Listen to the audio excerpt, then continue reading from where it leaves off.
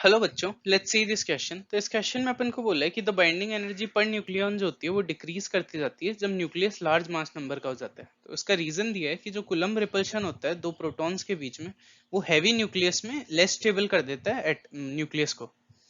तो इस क्वेश्चन में जो की कॉन्सेप्ट यूज होगा वो होगा बाइंडिंग एनर्जी।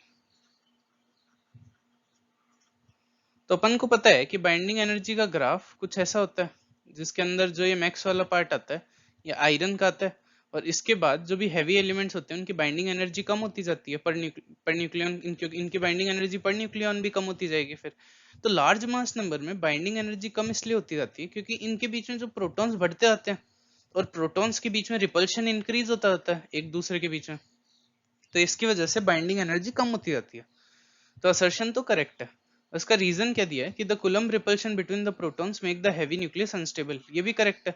एक हैवी न्यूक्लियस के अंदर बहुत सारे प्रोटॉन्स होंगे और वो एक दूसरे को रिपेल कर रहे हैं, तो ये उस हैवी न्यूक्लियस को अनस्टेबल बना देगा क्योंकि उसकी बाइंडिंग एनर्जी और कम हो जाएगी। तो ये भी करेक्ट है और रीजन करेक्ट एक्सप्लेन भी कर रहा है असर्शन को। अभी अपन ने देखा कि अगर प्रोटॉन्स ज्यादा रिपेल करेंगे तो बाइंडिंग एनर्जी और कम हो जाएगी। और प्रोटॉन रिपेल कब करते हैं? जब एक हैवी न्यूक्लियस हो जाता है। तो रीजन जो है सेशन को एक्सप्लेन कर रहा है, तो इसका आंसर हो जाएगा ए, मतलब 1।